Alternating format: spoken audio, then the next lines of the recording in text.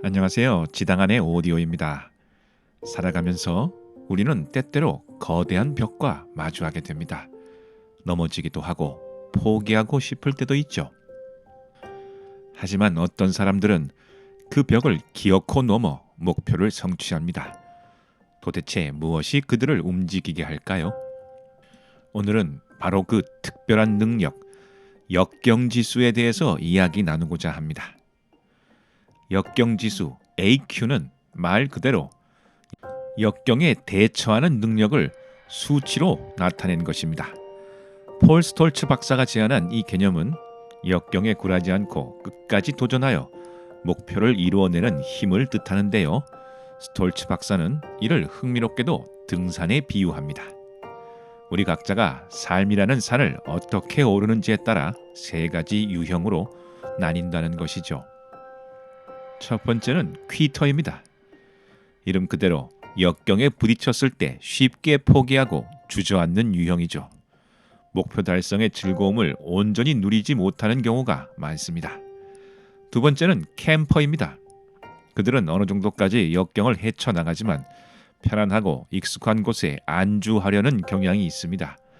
더 높은 곳으로 오르기 위한 도전을 멈추고 현재에 머무르려 하는 것이죠. 그리고 마지막 우리가 주목해야 할 세 번째 유형은 바로 클라이머입니다. 클라이머는 역경을 마주했을 때 긍정적인 사고를 잃지 않습니다. 위험을 기꺼이 감수하고 오히려 이를 성장의 기회로 삼으려 합니다. 뛰어난 리더십으로 주변에 긍정적인 영향을 미치기도 하죠. 비록 시간이 오래 걸릴지언정 절대로 포기하지 않고 정상에 도달하려는 강한 의지를 가진 사람들입니다. 그렇다면 왜 이 역경지수가 중요할까요? 스톨츠 박사는 21세기에는 지능지수 IQ나 감성지수 EQ보다 역경지수 AQ가 높은 사람이 성공하는 시대가 될 것이라고 주장했습니다. 역경지수가 높은 사람들은 어떤 어려움 속에서도 좌절하지 않고 문제를 해결하기 위해 끊임없이 노력합니다. 그들은 포기하지 않는 끈기와 함께 위험을 긍정적으로 받아들이는 낙관주의를 가지고 있죠. 이러한 특성은 급변하는 현대 사회에서 성공적인 삶을 살아가는데 필수적인 요소가 아닐 수 없습니다. 우리 주변에는 역경지수의 중요성을 보여주는 멋진 사례들이 많습니다. 예를 들어 세계적인 프랜차이즈 KFC의 창업자 할랜드 샌더스 커널이 있습니다. 그는 자신의 비법 치킨을 팔기 위해 무려 1008번이나 거절을 감당해야 했습니다. 하지만 그는 굴하지 않고 1009번째 시도에서 마침내 계약을 성사시켰고 오늘날 전 세계인들이 사랑하는 브랜드로 만들었습니다. 그의 성공은 엄청난 역경에도 불구하고 포기하지 않는 클라이머 정신 그 자체라고 할 수 있겠습니다. 우리 역사 속 인물 다산 정약용 선생도 훌륭한 클라이머였습니다. 그는 오랜 유배 생활이라는 혹독한 역경 속에서 좌절하는 대신 오히려 그 시간을 학문 연구와 저술 활동에 매진하는 기회로 삼았습니다.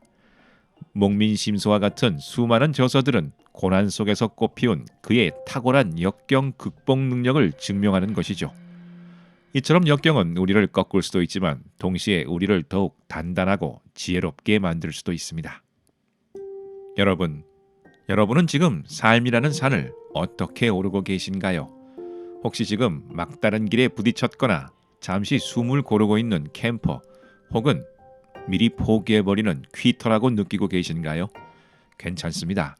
중요한 것은 언제든 다시 클라이머의 정신을 되찾을 수 있다는 사실입니다. 역경지수는 타고나는 것이 아니라 노력으로 키울 수 있는 것이죠. 긍정적인 태도를 유지하고 문제 앞에서 포기하지 않는 작은 시도들을 통해 우리는 점차 더 높은 AQ를 가질 수 있다는 것입니다. 오늘 저의 이야기가 여러분의 삶의 산을 오르는데 작은 용기와 희망이 되었으면 좋겠습니다. 역경은 또 다른 시작을 위한 발판일 뿐입니다. 여러분의 무한한 잠재력을 믿으시고 어떠한 역경에도 굴하지 않는 클라이머가 되시기를 응원합니다. 지금까지 지당한의 오디오였습니다. 감사합니다.